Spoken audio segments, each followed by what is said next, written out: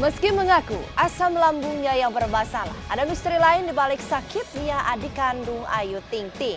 Sementara Ayu yang sedang berbadan dua menunjukkan perhatiannya dengan selalu berada di rumah sakit walaupun tanpa kehadiran Angie. Tapi benarkah sakitnya sang adik karena ikut serta memikirkan rumah tangga Ayu? Lantas kemanakah Angie sang suami sehingga tidak bisa menemani istrinya? Dan mengapa pula hingga kini Ayu Ting Ting masih merahasiakan usia kehamilannya?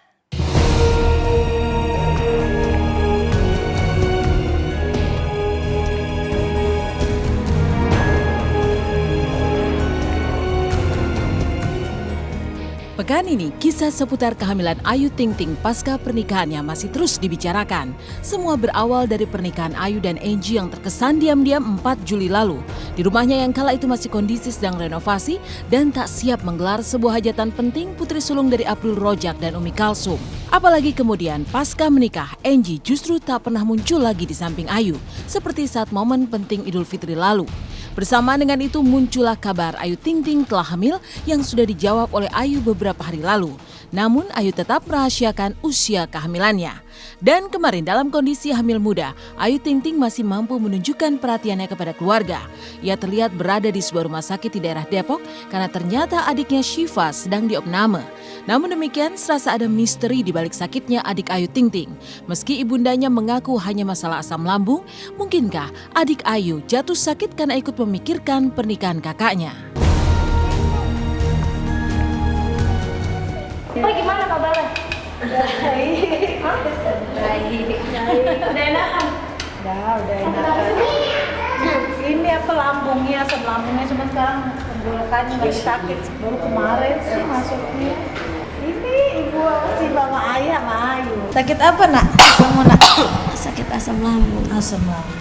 Kemarinan pulang sekolah pingsan dia di sekolahan. Karena asam lambungnya naik kan, nggak sadar. Ada vertigonya juga di. Iya susah, namanya anak-anak. Iya itu dia, mie mulu. Sekarang dia udah kapok deh makan mie. Mudah-mudahan kapok nggak berani dia makan mie lagi. Dan misteri sakitnya adik Ayu Ting Ting semakin lengkap melihat kondisi Ayu yang tampak bolak-balik rumah sakit tanpa sang suami. Ia juga enggan memberi penjelasan keberadaan Angie yang nyaris tak pernah berada di sisinya bahkan sejak Idul Fitri lalu.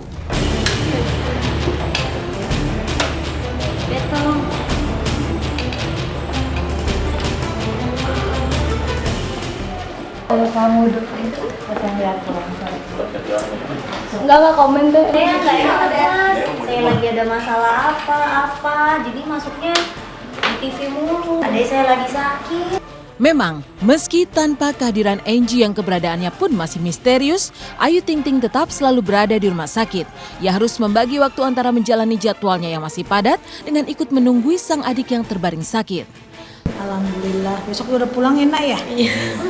Kemarin sama tetehnya aja kita sekeluarga. Enggak, biasa Tetehnya aja. sibuk ya? Sibuk, teteh nyanyi terus kan. Ya, yang penting teteh nginep terus aja gitu. Lalu di manakah Angie berada? Mengapa Ayu yang tengah hamil muda selalu terlihat tanpa ditemani sang suami? Padahal saat masih berpacaran, Angie hampir selalu dipastikan berada di samping Ayu, dimanapun Ayu berada. Benarkah ada sesuatu yang tak beres dengan Ayu dan Angie? Umi Kalsum mengaku kerap dicurhati Ayu, namun enggan berbagi kepada tim Intens. Di mana? Di mana? Ya di rumahnya lah. Yang ngerasain perasaan Ayu hanya Ayu ya yang tahu. Gitu. Ya cukup paling inilah curhatlah sama ibu apa yang dia alami gitu. Ya orang tua cuma bisa berdoa, ya semuanya Allah yang tahu siapa kamu istilahnya.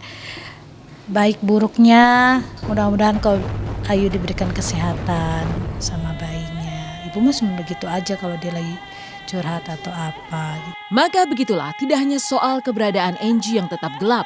Hingga kini pun Ayu masih merahasiakan usia kehamilannya. Ia hanya beralasan belum saatnya umur janin di dalam rahimnya diumumkan. Pamali menurutnya. Pamali ya waktunya juga nanti tahu sendiri gitu.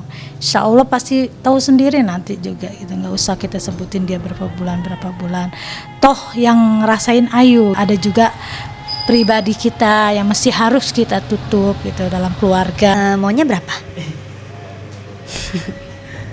Ayo. Pokoknya berapa? Ya doain aja pokoknya. Kalau buat saya, kalau orang saya bilangnya pamali. Takutnya nanti ke depannya saya nggak, ya nauzubillah min dzalik, jangan sampai ya. Saya takut gitu, makanya saya berusaha untuk tetap yang penting jaga kesehatan saya dulunya aja gitu. Kalau sayanya sehat kan otomatis babynya juga sehat gitu. Jadi ya saya jalanin aja lah. Saya hamil kayak orang biasa aja gitu, nggak usah sampai di apa namanya, ayo hamil begini. Malah sih jadi pusing gitu, maksudnya ya biarin aja. Saya hamil udah nikah gimana sih? Kecuali saya hamil belum nikah tuh bahaya. Maksudnya biarin aja gitu, nanti juga orang itu tahu sendiri gitu. Kalau saya tuh memang udah mengandung, yang penting saya mah sekarang saya ngejalanin kayak hidup saya biasa aja gitu. Saya mohon sama Allah mudah-mudahan saya sehat, saya pengen tenang gitu kan. Kalau misalnya ada pikiran apa-apa, saya juga kesian ngaruh ke janin sayanya juga gitu. Saya udah pengen nyantai aja gitu hidup saya. Jadi bukannya karena menghilang atau karena saya menghindar atau gimana tuh, enggak gitu. Diduga karena ikut memikirkan nasib kakaknya, adik kandung Ayu Ting Ting jatuh sakit. Diriung keluarga, sang adik dirawat di rumah sakit sejak beberapa hari lalu. Sementara itu kisah yang berbeda dibawa Ustadz Soulmate yang telah membuka pintu damai. Dan pada saat yang sama, perdamaian juga dilakukan bersama Farhad Abbas yang sempat berseteru lewat Twitter. Lalu itukah yang membuat Soulmate berencana terbang ke Hong Kong? Mengapa Farhad pun juga akan ke Hong Kong?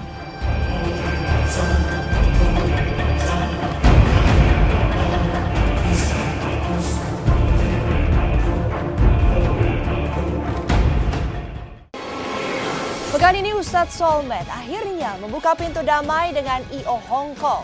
Bersama dengan itu pula, ia juga membuat perdamaian dengan Farhad Abbas yang sempat berseteru di jejaring sosial. Lantas itukah yang membuatnya berencana untuk segera berangkat ke Hong Kong? Mengapa Farhad pun siap menemani Soulmate? Benarkah Soulmate memang sudah benar-benar Islam?